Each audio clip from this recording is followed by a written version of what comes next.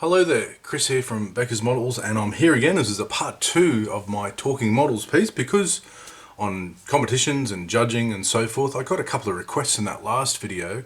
How did you win gold in these categories and why didn't I do too well in other ones? So you can probably see just in camera here I've got 1, 2, 3, 4, 5 and my MIG's just off corner there, and that's actually quite apt.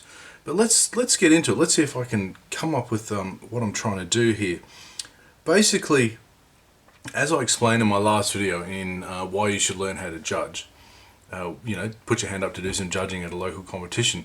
The reason you do that is not to win medals. So what I want to go over here is to show you how, well, for one thing, aircraft in flight, why sometimes it's actually a bad thing to do aircraft in flight for competitions, and if you can, I would suggest do your aircraft, if you want to have an in-flight model, but you want to put it in a competition, you want to have a go at getting a gong, do it wheels down, then convert it to wheels up. I'll explain that in a minute.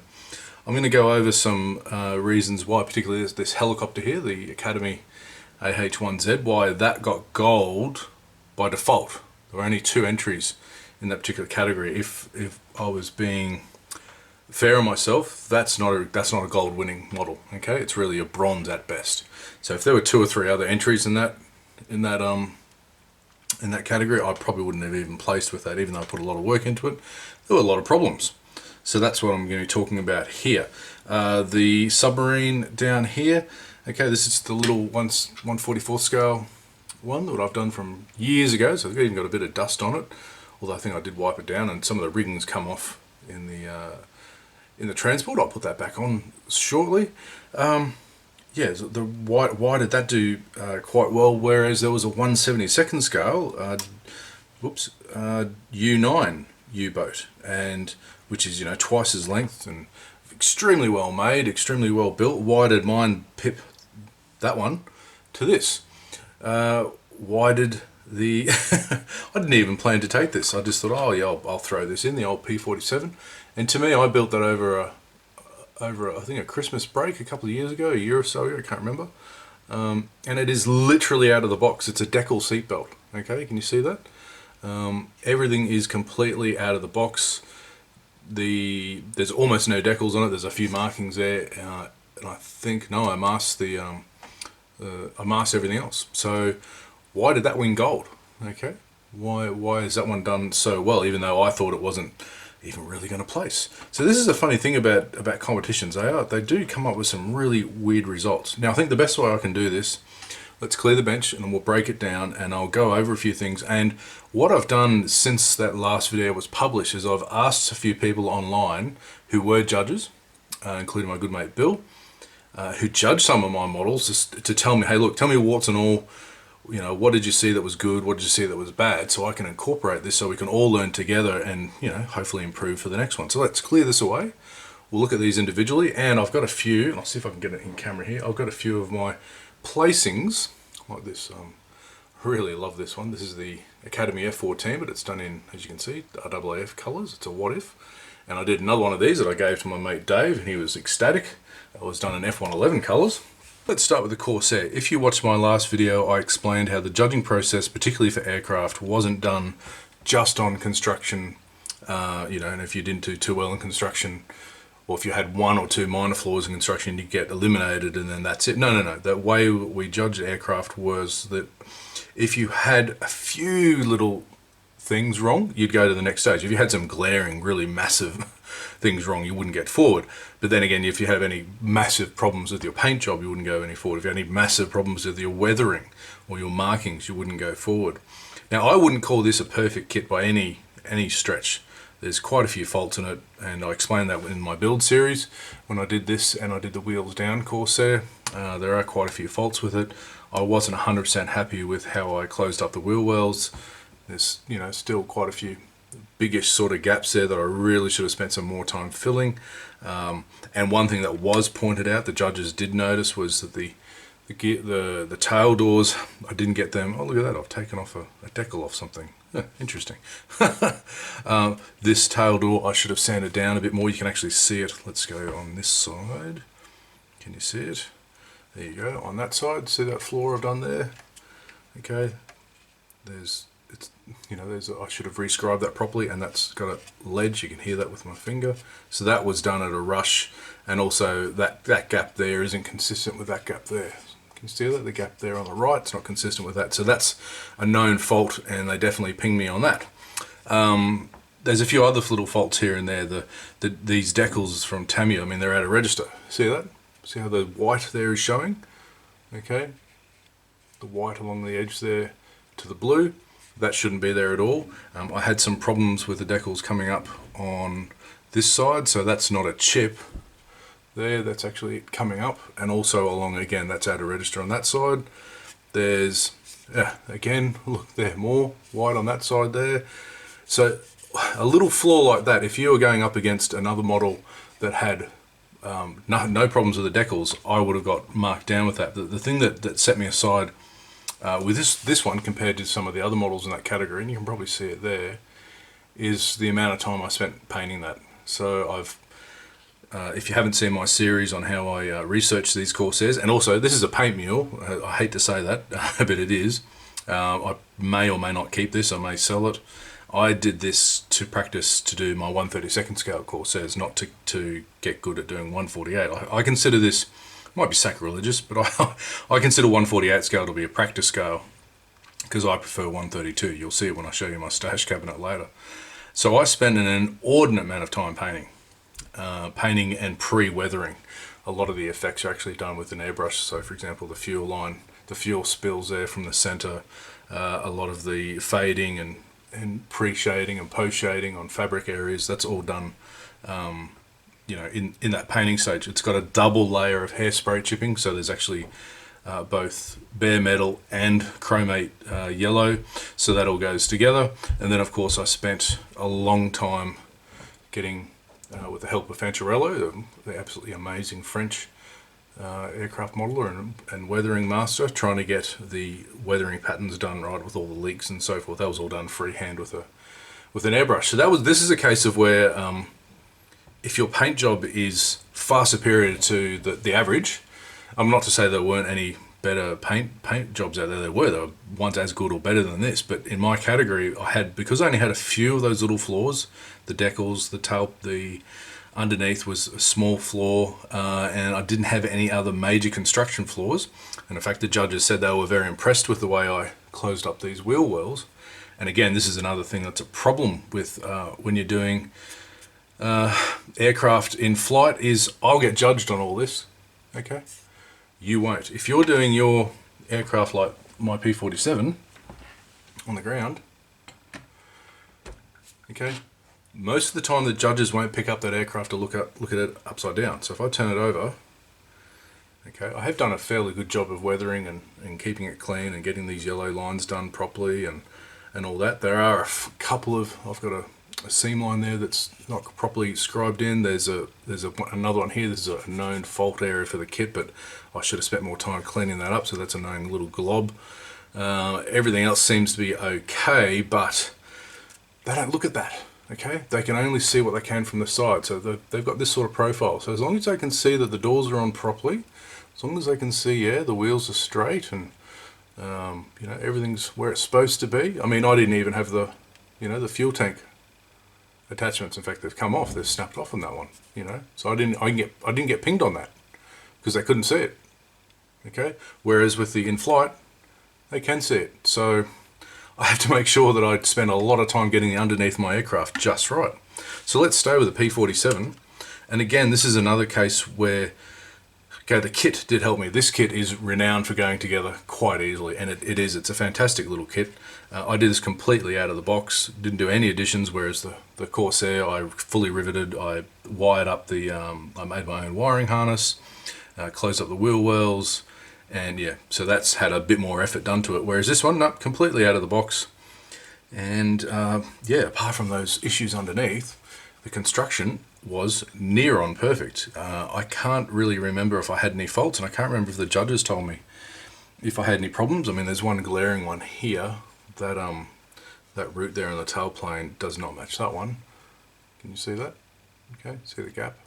So that would definitely get me pinged. I can't remember of any other ones. There's a small amount of carrier film on these very thick Tamiya decals here on the gun bows, but that's it. And I believe, apart from, maybe it's that one there, some of these decals are starting to not do too well. The eyes on the shark mouth are okay, but that shark mouth's all painted, and that's what I prefer. And going forward, I hate decals. I really do. I prefer masking, because masking you can manage faults better. Is that the right word for it? Like if I stuff this up, if I stuffed the painting of this up, well, I just repaint it, sand it back, repaint it. So again, there was a Grant, good mate Grant. He had this same model, in fact, this exact same category, subject in the same category. Yet mine pipped the post on him because I think I did a slightly better job on the overall painting effect. Because you can probably see there, can you see how there's there's two 22s? A white 22 and there's another 22, which looks like it's green, but it's not. This particular aircraft had was originally painted with a big white 22 or 23 or something on the sides there, and then they painted it over with fresh olive drab. Okay, so that's why I made a little bit greenish to differentiate the faded olive drab that's on the fuselage to that. But this is all masked, like I said, apart from these decals here and a few warning stencils. Everything on here is painted, including that shark mouth, and I tried to do the best job I can, but and again, just some hairspray chipping. But this is another one where the painting and weathering, because I didn't have many construction faults, that picked me up to the next post, and I worked on them as best I could, but I was helped by the kit. The fact that the kit's so good. You know, if you love the P-47, you've got to get a Tamiya 148. It's fantastic. But because I spent a good amount of time on the painting, so this one I didn't throw any aftermarket at. There's no additions. The cockpit is, you know, straight out of the box. Everything is all done as according to the instructions, and yeah, just spent a bit more time than usual on painting it. And the weathering is okay. It's just a bit of chipping and a bit of fading, and I chipped some of the chromate bits on the inside of the flaps there, and that just added to it. So that's what happens when you just concentrate on the basics on everything throughout, without trying to add a lot of pizzazz, because sometimes that can foil you up. Which leads me to my helicopter. So let's have a look at that. So here's my Academy 1/35th scale AH-1Z Viper. I'm going to start by taking the rotor off, and you might be able to see there I have added a little bit of detail to the rotor. This particular kit, it's a good kit, let down by a few engineering problems, and maybe I got a particularly bad example. Maybe I'm still struggling as a modeler. You know, years in that I've done this now, nearly 150 kits, I still have problems. The major problem I had with this bloody kit is I couldn't get the canopy to close properly. Okay, now is that my fault because I've added so many things to that cockpit? The glare is getting you there. I added at least 40 or 50 wires and things, and of course I've got a crew in there. Let's see if I can go around without knocking these weapons off. That's another fault of the kit. Okay, so I scratch built an inordinate amount of stuff in there, and that was the first time I'd ever done a large scale, big cockpit modification. Now going around there, I hope you can see the flaws in that canopy. That half of mine, half of the kits. Let's see if I'll get my little stabbing stick. Where are you, stabbing stick? That'll do. Okay, let's have a look. So the fit around some of these edges here isn't the best. Okay, so you probably see that I've got glue marks there that have been covered by the paint, because I had to be very careful. I couldn't super glue these in because it's the canopy glass will fog up. The main problem I had was there was a massive gap all the way along there. I just could not close that unless I left this gap down here open, and if I did that, when I filled it, I'd remove all those rivets and it would look terrible. So I took the lesser Weevil and did that with some black Mr. Surfacer, and there's a nice nasty run just there above the rivets. It's not very good. You can see that I've got some I don't know what happened there. I've got some I was very, very careful to make sure I cleaned the inside of all the canopy parts, but there's some really bad marks there from I don't know what, from the tape or something. I've got a big scratch there. The kit actually comes with a crack in the windshield. There's a lot of other guys who've built this kit have got the same problem there.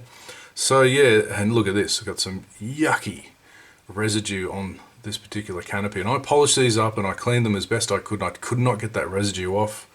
I thought I cleaned it on the inside, but you know, it's still there. And there are some gaps. Where were the gaps? I've eliminated most I can, but there's a bit of a gap here which I covered with the black paint instead of the green paint. And yeah, just overall the canopy just didn't do me justice. It really disappointed me coming towards the end of the kit that I tried to get, you know, I did all this effort here, tried to make the detail stand out, and it still let me down. There were a couple other problems with this. I think Bill told me I had some, just swing that around really quickly, I had some glue marks on, I think, that rotor, which I can't see just yet, but I'm pretty sure it's there. Or is it the other rotor? Yeah. And then the main rotor had, the Academy decals were so inconsistent. Some of them were brilliant, some of them were awful. Look at the silvering on these stripes here. I mean, in hindsight, I should have just masked them, and see the bubbles and stuff there. I should have just masked them and painted them myself. And in fact, they're not evident on a lot of the reference photos, so I didn't even need to put them down, but they really stand out. In fact, I might even just spray over them before I put this back in the cabinet, because it just looks terrible. I tried to sand them down, try to make them look like a bit of wear and tear, but it just it looks like shite. It's just not good enough. And I really didn't pay any attention to weathering underneath these black blades. I did a little bit of pre-shading, sort of mottling and stuff, but really not the best. Let's see if I'll take this rotor off, see what Bill was saying about the glue. It's a little bit glossy, and some of my paintworks, oh, there it is. So there's a big glue mark in the main rotor shaft there. You probably can't see that, but I can see it. And this is a bit too glossy. I don't know, I didn't do a good flat coat on that. What other big faults can we find here? Yeah, there's a, oops. That panel line there is not really consistent. Okay, so that one there goes all the way around like there, compared to that one, which is nice and crisp. Some of my photo etch is still standing up. In fact, I can see the super glue now I used to put it back on. So yeah, that was pinged on that. Some of the wash, okay, can you see how some of the washes is the panel line wash that I use there? It's just gone to the hinge, but it's nowhere else, and that's not really consistent. The weapons aren't weathered at all. Can you see that? Okay, that's not consistent with anything else there. So I probably got pinged on that. What else was there? Trying to remember. Oh, some of these, they're yucky, they're disgusting. I'll never use them again. These illuminated panels they use for anti-collision lights, they didn't fit in some of the, where was it, on the tail, I think, from memory. Yep, so the tail one didn't really fit on that side, and it didn't fit. It's out of register on that side. So there's just a culmination of all these small little problems. And of course, I made a what-if subject, and sometimes that annoys people. Sometimes they don't mark you down, but they go, oh, okay, so does that mean you're not going for real realism? Oh, look at that, there's a big paint. Whoops, I'll put that on camera, Chris. I haven't painted all the way through to the skid there. So, you know, this was a bit of a rush job, I must admit that. And there's also a paint overrun there. So, yeah, paint overrun. Oop, there. Some of the decals aren't the best. There's a little bit of silvering on that Army one. That's again another decal sheet that I used, an aftermarket one. And there's silvering on the 20 on the tail. Okay, so these are all the little things I look for. If you've got too many of these and they just accumulate and accumulate and accumulate, you're just going to be out of contention. Okay, so like I said at the start, I probably don't deserve the gold for this, and that's a fair point. You know, it's an okay model. I'll probably leave it in the cabinet. I'm happy with it. You know, from a 3 foot away, it looks pretty cool. But that's the thing. You've got to be real careful of about just a multitude of little errors. If you can have one or two major errors, and then you can write it off and go, okay, I stuffed up. But if there's all these little ones here and there, and that's the other thing too. I mean, unless you're absolutely sure, and I should have done a lot of test fitting of that canopy before I started to do the, I don't know how many hours, weeks I did of doing that cockpit, and you know, painting those resin figures, and they're in the DPCU camouflage. You know, what's the point of trying to making? Well, yeah, don't rush things. I rushed this, and it shows. Here's my little Revell submarine, 1/44 scale Type 7 U-boat with a bit of rigging coming off. That happened in transport. Again, let's look at the categories. When you look at basic construction, the only fault that I remember, hopefully I can turn this upside down, it won't, yep, it's fine, is the stern door. I remember I had a small seam there. See that one? There's a small seam that shouldn't be there. Can you see it on camera? That's the only construction problem. This kit's really, really good. And I scratch built one of these things snapped off. I remember that in the video. And yeah, it's a really good kit. So construction wise, unless you're a bit, you know, there's a dog here, of course. There's always a dog here. Thanks, Penny. Yeah, you really can't go wrong with this kit. As Revell goes into my trilogy of avoidance. I call the AIR trilogy of avoidance. Airfix, Italy, Revell. I prefer not to build any of their kits. It's just too much. Whereas Revell does a good job with some of its subjects. Some of its, shall we say, furry crosses from World War II subjects. They do quite well. I don't know why that. Anyway, I'm going off track, aren't I? This is a great kit, and I bought the trumpeter version, and I'm currently building that. The reason why this is better is it's all plastic. There's no photo etch, and that makes it a lot easier for all of us to build. A lot of the parts aren't as fiddly as in other kits. So I aced the construction on that compared to the U9 that was in the same category, which again, submarines are really easy to build unless you're going to throw a shed load of photo etch and additions to it. They're quite easy to build, even easier than armor. So construction wise, you should be able to get past that point easily without making any major errors. The next point was the painting and weathering, and as you can see, this is weathered up quite a lot. And I researched the paint, and so the original paint is there underneath all these big chips, and I think I did a good job with that. And the weathering, I was actually the chap who made the U9. He came up to me after and said, yeah, your painting was just amazing. That's what really stuck it out. Whereas his was a very good paint job, but flat. What we call, by flat, I don't mean it was a flat coat. I mean flat as in there's not a lot of visual interest happening. Whereas with this, there's a lot happening there. And that makes it pop. And that does give you an advantage in a competition. If you can make a kit look more interesting without going overboard, more or less, because judges are fairly conservative. Not everyone's into the Spanish schools or the various different over-the-top schools. I really like that stuff. I used to hate it, and now I love it. But if you can make it more visually interesting, it's going to stay in the judge's mind. It's going to stay more in the interest of others. I mean, if you do it and your construction's crap, it won't. So again, you got to tick the boxes on the fundamentals. I wouldn't call it the basics because there's nothing basic about building models. It's actually quite a fundamental skill to actually get to a standard where you can build stuff to a good standard. But then, yeah, because I put the effort into painting this well, and then I put the extra effort into weathering it and giving my reasons why I did, and the references, and I showed reference photos of the decks being weathered this way, of the rust streaks where they are, and I explained how this is an end of patrol U-boat, it's not a start, so it's going to be all beat up.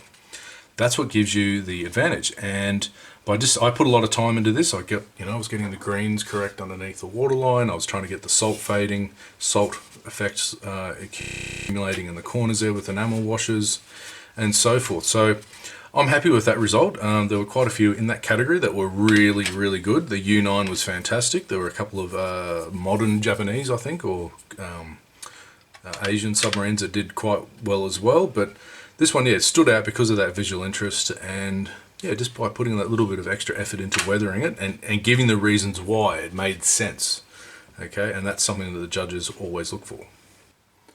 Let's go to the last one, and this is quite interesting because, again, I know the faults that are in this model, the Mig-31 from AMK, 148 scale, and this is where in-flight actually works for you. I had so many comments from so many people because this was at the back of I'll see if I can get a photo or a screen cap of the video. This particular model was displayed, and it's quite high. I don't know if you haven't seen this before, the rod, because I redid it. I wasn't really happy with the original stand, so it's quite high off the bench. It's got a nice jaunty angle. This stood back at the back of the category and was flying over all the parked aircraft. I think there was only one other, and it was one of mine, I think, in-flight models there. And I heard from both people watching at the show and from judges, they all just go, whoa! Because the problem is with my camera settings, I'm trying to get the lighting right. I've got a dodgy old Sony camcorder, and my photography is not the best. But in real life, everyone was blown away by this. And yeah, like I said, my photography and video work is not the best. And that really showed up on the day because this stood out. It literally stood out.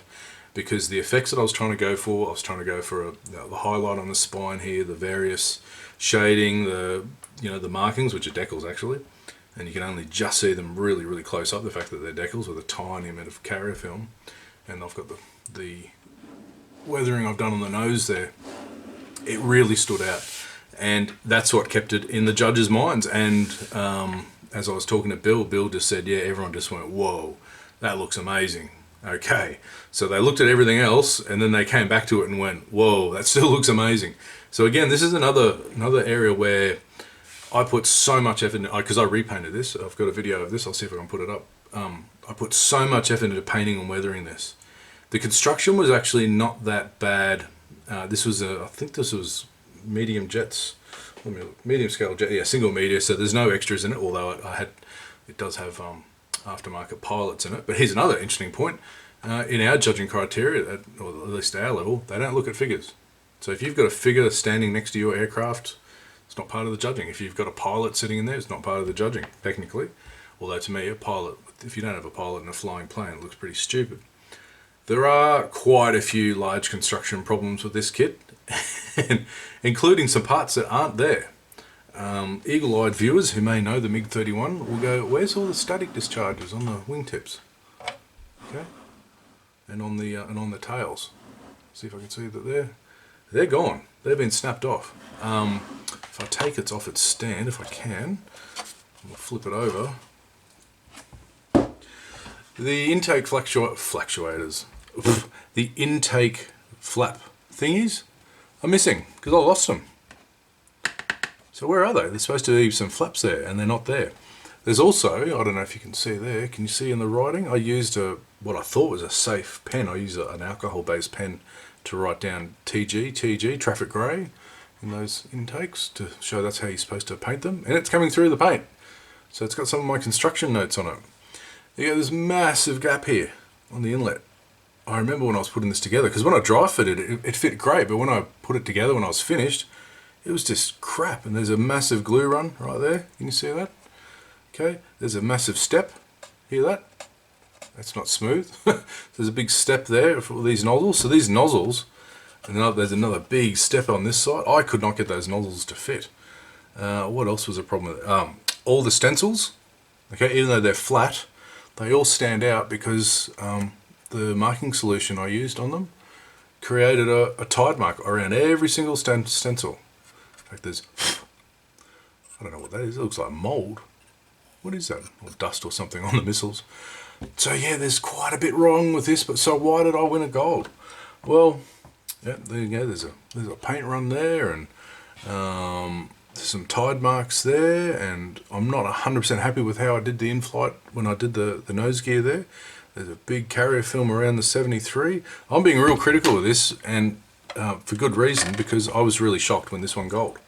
I thought maybe it could place, maybe, just because of the painting. But maybe this is the case where, okay, I mean, yeah, from that angle I can just see those nozzles are really bad. I think this is a case where, yeah, the painting and weathering has really stuck out, and the fact that it was in flight and in the air, even though, you know, when it's in the air, the judges could see all that work. Oops, the camera's over there, Chris.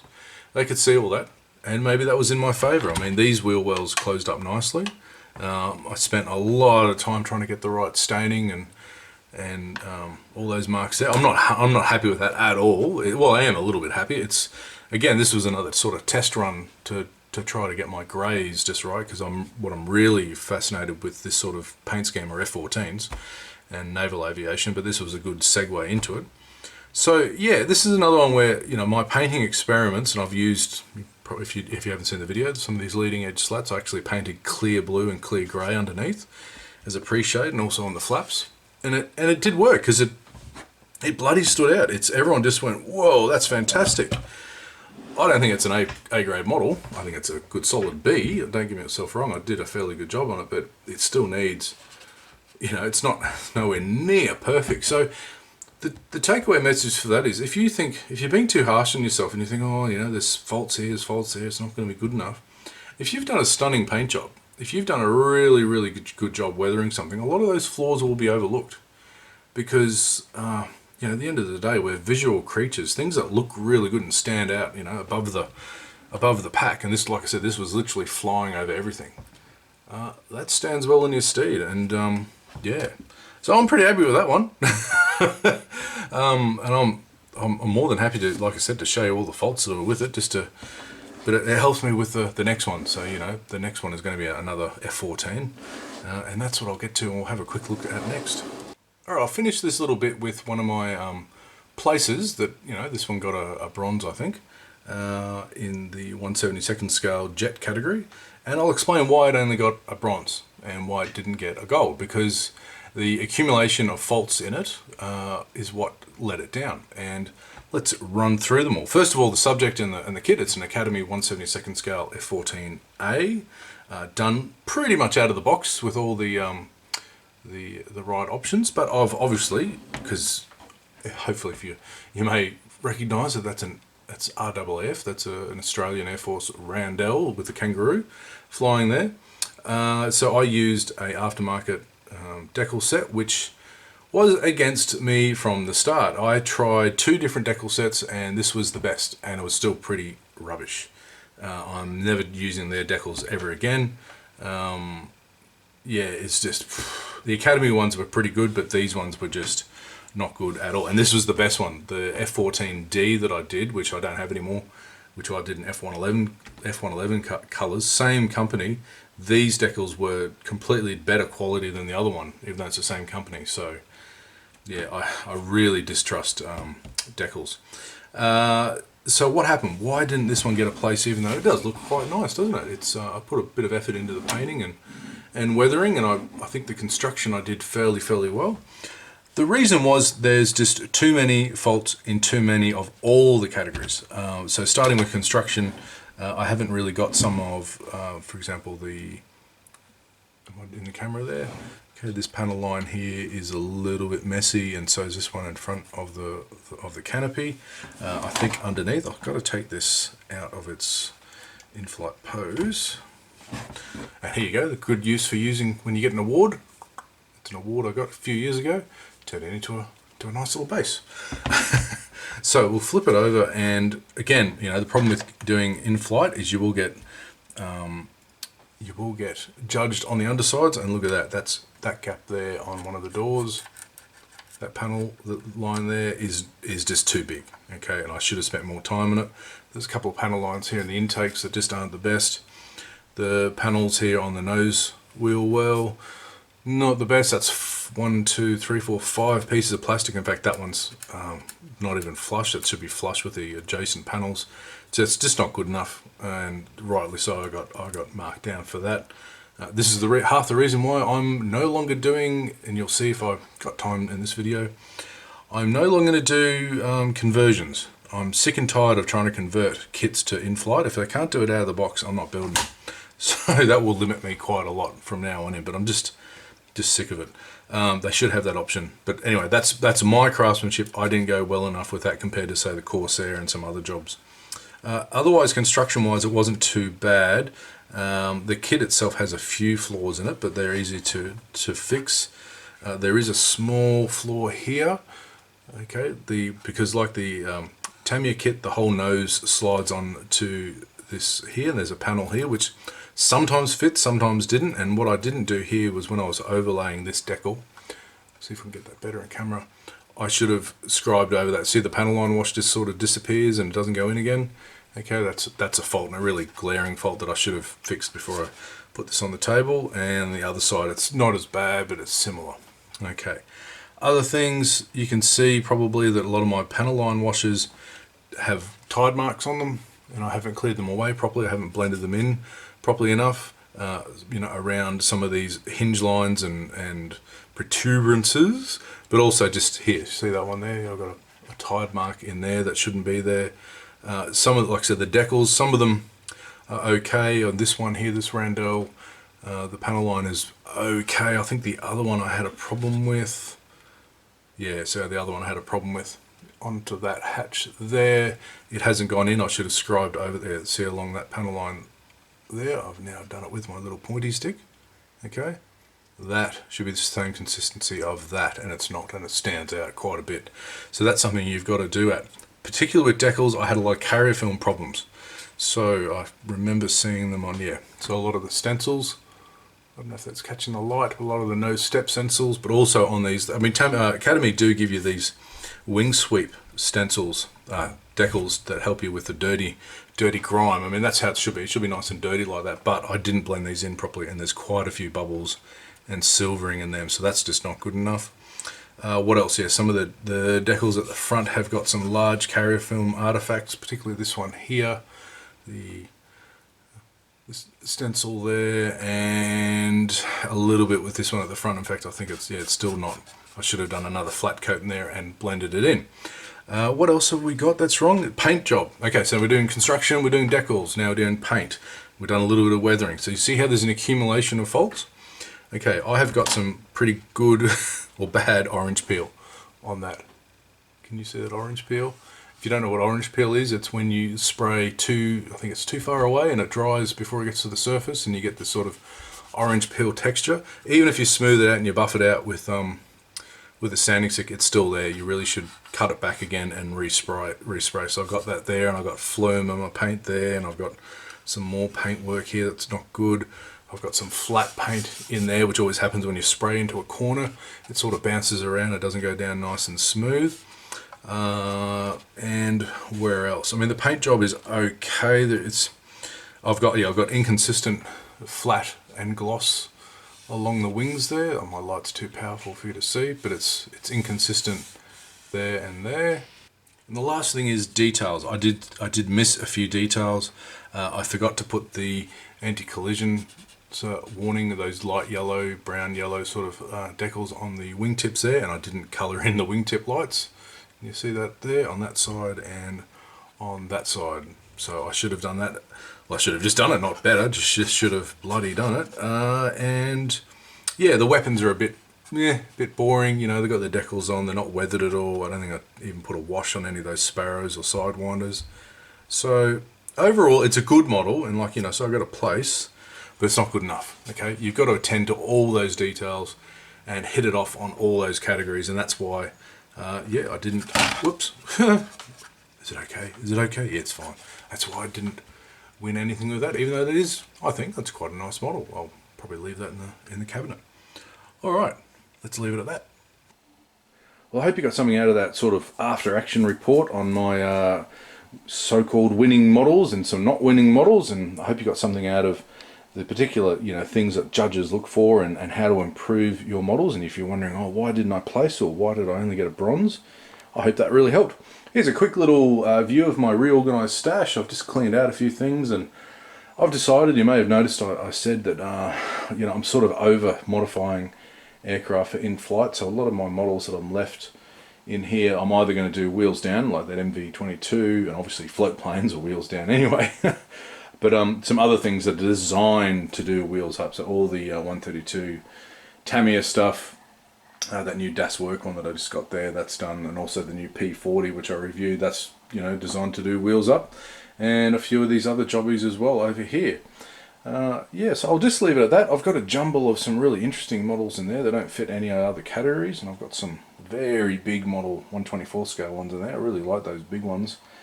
And also, that's all my armour, just that little stash down there. I haven't really changed that much. I will try to get back to it. I'm actually going to try to finish my 116 scale Tiger, if I can, after Christmas perhaps.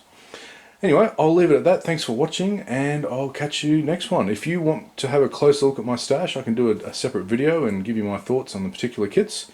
Just leave a comment below, a like, subscribe, all that other nonsense that you're supposed to do at the end of videos, and I'll see you later on. Cheers.